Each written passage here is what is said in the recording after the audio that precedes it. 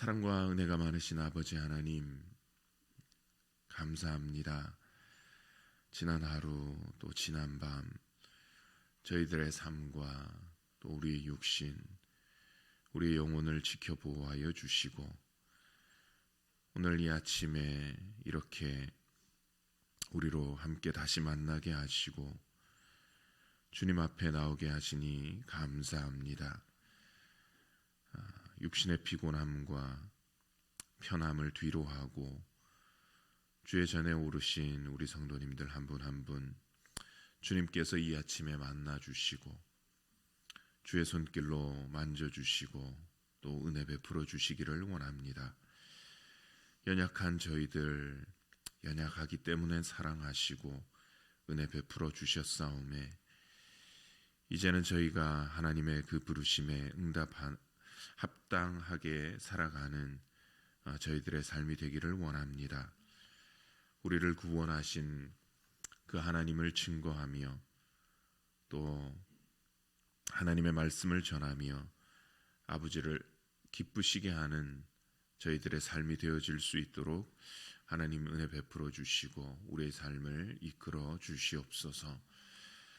또 교회 안에 성도님들을 위하여서 기도합니다. 연로하신 분들, 홀로 계신 분들, 또 질병과 아픔으로 인해서 고통 중에 계신 분들, 또 사업하시는 분들, 직장인들, 군인들, 학생들, 또 우리의 자녀들 하나님 기억하여 주시고 주의 은혜로 늘 함께 하시고 저희가 그 기도하는 기도의 제목들이 하나님 앞에 상달되며 우리의 삶의 기쁨이 되게 하시고 하나님께 영광 돌리는 저희들의 삶이 되도록 하나님 축복하여 주시옵소서. 이제 또 나누는 말씀 가운데 하나님 은혜 주시옵고 이 모든 말씀 예수 그리스도의 이름으로 기도드리옵나이다. 아멘. 오늘은 열왕기상 17장 말씀을 함께 나누겠습니다. 구약성경 544쪽입니다. 열왕기상 17장 1절 말씀입니다. 우리 17장 1절 한 절 같이 읽도록 하겠습니다. 구약 열왕기상 17장 1절입니다. 길르앗에 우거하는 자 중에 디셉 사람 엘리야가 아합에게 말하되 내가 섬기는 이스라엘의 하나님 여호와께서 살아계심을 두고 맹세하노니 내 말이 없으면 수년 동안 비도 이슬도 있지 아니하리라 하니라. 아멘.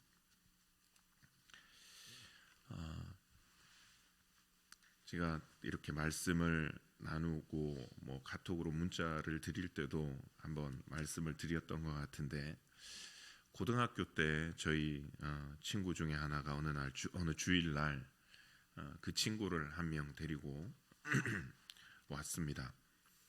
보니까 키는 좀 작은데 어깨는 이렇게 딱 벌어지고 이렇게 몸이 다부집니다. 얼굴은 보니까 조금은 험상궂게 생긴. 그래서 이제 딱 보면 저 교실에서 주로 이제 뒷자리에 앉아서 이렇게 조금 다른 애들을 힘들게 할 것 같은 그런 느낌의 친구였습니다. 이제 인상이 좀 그러니까 이게 이제 다른 애들도 기존에 이제 쭉 교회에서 자라왔던 애들 또 이제 처음에는 접근하기가 이제 조금 그런 거예요. 그래서 이제 주일날 예배 마치고 걔는 가고 우리들끼리 남아서 이제 그런 얘기가 나왔던 것 같아요. 야, 어떻게 그런 애를 데리고 왔냐? 이제 솔직 그런 의미였죠. 무슨 질문을 했었는지는 정확하게 그 월드는 기억은 안 나는데 뜻은 그랬습니다. 야, 어떻게 좀 그런 친구를 좀 데려오게 됐냐 물었던 것 같습니다. 그러니까 이제 이 친구가 하는 얘기가 자기가 이제 수업 시간에 다른 애들한테 야, 교회 가자, 우리 교회 한번 가보자 이랬는데 다른 애들은 자기가 데려오고 싶은 애들은 다 그냥 그래 한번 가볼게. 뭐 어디서 내일 어디서 와라. 뭐 버스 몇 번 타고 어느 정류소에서 내리면 거기서 우리 같이 가자 이렇게 얘기해서 그래 한번 가보자 이렇게 했는데 얘는 별로 관심도 없고 같이 가자고 싶은 마음도 없는데 정류소에서 기다리는데 내리는 애가 가자고 그래 교회 한번 갈게 했던 애들은 아무도 안 오고 걔가 온 거예요. 걔가. 그래서 나도 어쩔 수 없이 데려왔다. 왔는데 어떻게 하냐. 이제 이런 상황이 됐던 거죠. 안 데리고 오고 싶었는데 결과적으로 전도하게 됐던. 근데 이제 나중에는 그 친구랑 참 친해져 가지고 생긴 거하고 다르게 아내는 되게 또 여리고 그런 친구여서 잘 지냈습니다. 근데 이제 그렇게 전도하게 된 것을 통해서 우리가 누구며 어떤 존재인가 이런 생각을 돌아보면 이렇게 계속 하게 됩니다. 오늘 저희가 읽은 이 한 구절의 말씀, 엘리야의 말씀을 통해서 또 이것을 한번 생각해 볼 수 있을 것 같습니다. 우리는 누구고 어떤 존재인가? 잘 아시는 대로 구약의 위대한 선지자, 아니 성경을 통틀어서 위대한 선지자로 생각이 되는 엘리야가 등장하는 본문이 오늘 본문입니다. 이스라엘 역사상 가장 악했던 왕 앞에 이스라엘 역사상 가장 영력이 있는 그 선지자가 섰습니다. 근데 가만히 생각해 보면 이 엘리야 선지자가 왕 앞에 처음 나서는 이것이 어떻게 보면 참 용기를 내는 것이고 그리고 하나님 앞에 위대한 순종이 아닌가 생각을 해봅니다. 왜냐하면 세상적으로 본다면 그 위치가 아합은 최고의 위치였죠. 왕이었습니다. 그리고 그는 악행을 일삼는 왕이었습니다. 이미 악명을 날리기 시작했고요. 그 아버지보다 더 악을 행했다라고 성경은 기록하고 있습니다. 거기다가 이방 나라 시돈 그 왕의 딸을 부인으로 삼아서 그 둘이 짝짝꿍이 돼가지고 더 하나님을 배신하면서 살았던 왕. 그러니까 그가 가진 위치, 그 권력을 가지고 하나님을 믿는 사람 앞에 뭐든 마음 내키는 대로 해코지를 할 수 있는 그런 사람이었습니다. 반면에 이 엘리야는 지금 저희가 볼 때는 위대한 선지자지만 오늘 열왕기상 17장 1절 그 구절만 놓고 본다면 그 시간 위치만 본다면 이때까지만 해도 엘리야 선지자가 어떤 이적이나 기사를 보여주기 전이잖아요. 그가 위대한 선지자인지 아니면 말씀만 이렇게 딱 하고 사라져 버릴 그런 사람인지 전혀 모릅니다. 그의 배경에 대해서 알려진 바도 없고 또 성경에 보통은 일반적으로 나오는 누구의 손자, 누구의 아들 뭐 이런 족보의 어떤 정보도 없습니다. 다만 오늘 이 한 절에 나오는 정보는 그가 길르앗이라고 하는 지역에 살았던 디셉 사람.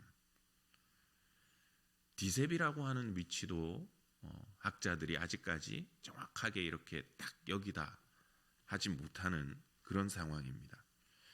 근데 길르앗에 우거하는 자라고 하는 말이 이런 의미가 있다고 합니다. 길르앗이 어디냐? 요단 동편입니다. 요단강을 건너서 가나안 땅으로 이스라엘 백성들이 들어오기 전에 세 지파가 우리는 여기에 남게 해주십시오 했던 그 땅이 가나안 요단 동편 가나안 들어오기 전에 땅입니다. 그곳의 한 지역이 길르앗입니다. 근데 그 세 지파가 우리는 여기 남아서 있겠습니다 했던 이유가 뭐냐? 그쪽이 양들을 치기가 좋아서, 그러니까 지형 자체가 이제 가나안 땅에 들어가서 어떤 농사를 할 수 있는 그런 땅하고는 비교가 안 되는 땅인 겁니다. 농사 짓기는 안 되고 여기서는 목축이나 해야 되는, 그러니까 길르앗 사람이다라고 했을 때 당시에 받아들이는 의미는 뭐냐? 몇 달씩 초지를 찾아서 양떼를 이끌고 돌아다니면서 이렇게 목자의 일을 해야 됐던 사람. 그러니까 어떻게 보면 마치 뱃사람이라고 하면 우리의 떠오르는 이미지가 바다 위에서 태양빛에 그리고 해풍에 막 이제 그을리고 단련되어져 가지고 뭐 구릿빛 피부를 가지고 이렇게 새까만 사람, 그렇게 다부진 사람, 그것처럼 길르앗 사람이라고 하면 초장을 찾아서 다니며 양들과 함께 뒹굴고, 그래서 뭐 그을린 피부를 가지고 또 강인한 체력을 가진, 좋게 얘기하면 그런 거고 나쁘게 얘기하면 뭡니까? 시골 촌뜨기, 농사가 아니라 양이나 치던 막일하던 그런 시골 남자였다라고 하는 거죠. 그러니까 어떻게 보면 이런 촌뜨기 엘리야가 대도시 사마리아, 그것도 왕 앞에 가서 하나님의 말씀을 전합니다. 내가 섬기는 이스라엘 하나님 여호와께서 살아계심을 두고 맹세하노니 내 말이 없으면 수년 동안 비도 이슬도 있지 아니하리라 하니라. 이 말을 들은 그 아합의 반응은 뭡니까? 뭐 기록은 안 되어 있지만 제가 봤을 때 콧방귀도 끼지 않았을 것 같습니다. 어찌 보면 아합 입장에서 보면 당연한 반응 같습니다. 그는 부인 이세벨과 함께 지금 무엇에 푹 빠져 살고 있습니까? 바알 섬기는 일에 푹 빠져 살고 있습니다. 엘리야가 전하는 말을 듣고서 야, 하나님이 비를 안 내리신다고 하니까 빨리 내가 회개하고 하나님 앞에 가서 엎드려서 용서를 구해야 되겠다, 그런 생각을 못 하겠지요. 오히려 반대로 생각이 들지 않았을까 싶습니다. 더 바알을 섬겨야 되겠다. 왜냐하면 이 바알이 누구냐? 바알과 아세라, 농경을 지배하는 신. 그래서 농사를 짓는데 꼭 필요한 물을 공급하는 신이 바알이었습니다. 그러니까 이 아합이 들을 때는 뭐 하나님이 비를 안 보내신다고? 누가 하나님한테 비 달라고 했어? 당신 말이 없으면 뭐 내가 당신한테 지금 너한테 매 달려야 돼? 잘 됐네. 그러니까 나는 비 안 주는 하나님이 아니라 비를 주는 바알한테 가겠다니까? 이제 이런 상황이 되겠죠. 예를 들면 이런 겁니다. 하나님을 안 믿는 사람한테 우리가 전도할 때, 야, 하나님이 너 하나님 안 믿으면 사업 안 되고 또 자녀들도 안 되고 돈도 못 번대. 내가 뭐 하나님한테 지금 뭐 그거 해달라고 그랬어. 그러니까 난 무당한테 가서 부적 쓰겠다니까. 왜 재수없기실이 아침부터 찾아와가지고 뭐 이런 식이 되는 건 거죠. 그러니까 이런 위기가 어떻게 보면 아합에게는 하나님을 찾는 계기가 아니라 오히려 하나님을 버려야 되는 이유가 되었다라고 하는 것입니다. 반대로 엘리야 입장에서는 이런 것 같아요. 말해봐야 아무 소득 없는 사람, 찔러도 피 한 방울 안 나올 그 사람에게 가는 겁니다. 이게 제게는 도전이 됩니다.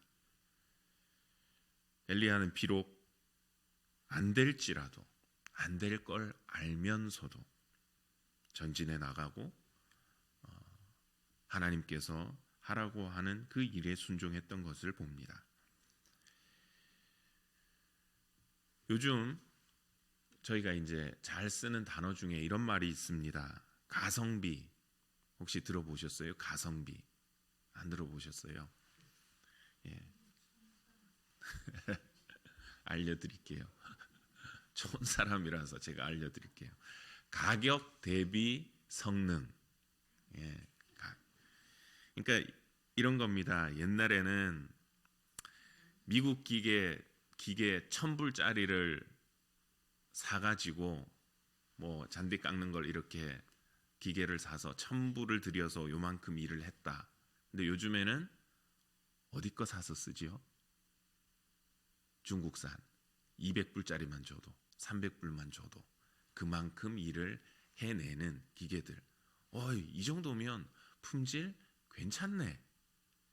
그러니까 1,000불이 아니라 200불만 줘도 300불만 줘도 야 이걸 700불이나 아끼는데 하면서 가격하고 성능하고 비교해서 그 비율을 따져서 이 정도면 뭐 충분히 1,000불 쓰다가 한 1년 쓰고 또 버리고 또 쓰느니 야 200불짜리 사가지고 6개월 쓰고 또 200불 써도 400불밖에 안 되는데 그러니까 가격 대비 성능 괜찮다 쓰자 뭐 이렇게 요즘에 해서 뭐 청년들도 그렇고 요런 걸 따져가지고 이렇게 봅니다.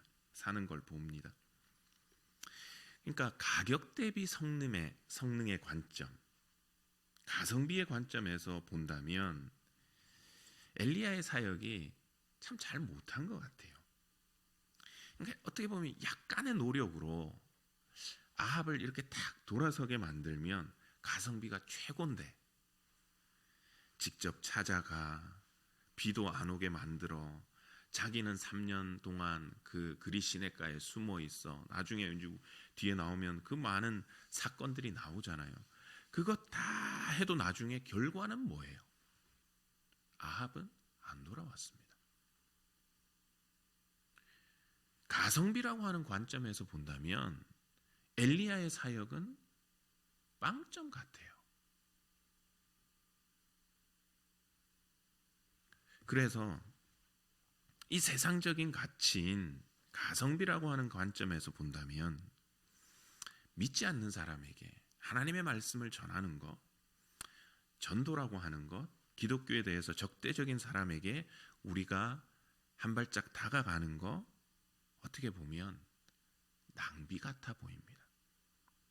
안 믿는 사람 찾아가고 구걸하다시피 대접해주고 섬기는 그 시간에 차라리 믿는 사람들 열심히 하겠다는 사람들 모아서 말씀 한 자라도 가르치고 섬기게 만들고 훈련시키는 게 나아 보일 것 같습니다. 그러니까 오죽했으면 바울도 전도라고 하는 것에 대해서 미련하다라고 했잖아요. 이 세대가 하나님을 알지 못함으로 하나님께서 전도에 미련한 것으로 쓴다. 참 어떻게 보면 미련한 겁니다. 근데 이 가성비의 관점에서 볼 때 그러면 효율이 없으니까 엘리야는 아합에게 가지 말았어야 됐을까요? 다르게 말하면 가성비가 나쁘니까 우리는 믿지 않는 사람, 관심 없는 사람, 적대적인 사람들에게 전도하지 말아야 되는 건가요? 하나님의 관점에서 본다면, 하나님의 가치관에서 본다면 하지 말아야 되는 것이 아니라 해야 되는 것, 당연한 겁니다. 이거는 효율의 문제가 아니기 때문에 그런 것입니다. 영혼을 살리는 문제이기 때문에. 만약 저희 자녀들이 아프다 그러면 가성비를 따져서 여러분 병원을 찾아가나요? 지금은 이거 의사 만나는 게 좀 가격이 비싸니까 조금만 아파라 참아보고 우리가 나중에 어디 뭐 찾아서 싼 병원을 가든지 이렇게 안 하잖아요. 애가 아프다 이러면 무조건 들쳐매고 가지 않나요? 병원에. 오늘 저희가 생각해보는 도전은 바로 이겁니다. 신앙인이라고 하는 것, 사역자가 된다고 하는 것은 가성비의 문제가 아니라 존재의 문제, 존재의 의미다라고 하는 겁니다. 특별히 믿지 않는 자들에게 하나님을 전하고 전도하고 말씀을 나누는 것, 그것은 효율이 높기 때문에 하는 것이 아니라 효율이 있든 없든 우리를 부르신 하나님 앞에서 우리의 존재의 목적이다라고 하는 겁니다. 때로는 안 될 수도 있습니다. 아니, 안 되는 경우가 더 많습니다. 그런데 제 고등학교 때 친구처럼 안 될 줄은 알았는데 될 때도 있더라라고 하는 겁니다. 에스겔 2장 4절에서 5절 말씀은 하나님께서 에스겔에게 이렇게 말씀하고 있는 것을 봅니다. 이 자손은 얼굴이 뻔뻔하고 마음이 굳은 자니라. 내가 너를 그들에게 보내노니 너는 그들에게 이르기를 주 여호와의 말씀이 이러하시다 하라. 그들은 패역한 족속이라. 그들이 듣든지 아니 듣든지 그들 가운데에 선지자가 있음을 알지니라. 듣든지 아니 듣든지 너는 가서 그들에게 전해라. 저희가 맨하탄 교회가 목장 사역을 하는데 참 이게 이 사역을 통해서 안 믿는 사람들이 많이 오고 또 바로바로 변화가 되고 예수님도 믿고 그렇게 하면 참 좋은데 사람도 안 오고 그중에 와서도 믿지도 않고 변화도 안 되고 그럼 참 힘이 듭니다. 하지만 저희가 이것을 중단할 수 없는 것은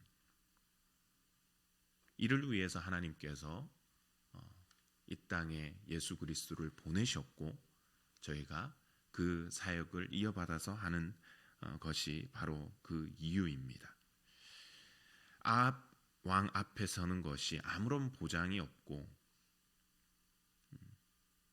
결과가 없는 것을 알지만 하나님께서 가라고 전하라고 듣든지 아니 듣든지 말하라고 해서 그래서 가서 전했던 엘리야처럼 원하기는 저희들의 삶 또 우리 교회의 이 목장의 사역이 가성비가 좋아서가 아니라 우리의 존재 목적이 영혼 구원을 위한 것이라는 것. 하나님께서 그것을 위해서 부르셨기에 이 사역을 감당하고 또 그 사역을 해 나갈 때에 하나님의 시간의 때에 또 그 열매를 맛보게 하는 그 하나님의 복이 저희들의 삶과 또 우리 교회에 있기를 소원합니다. 기도하겠습니다. 아버지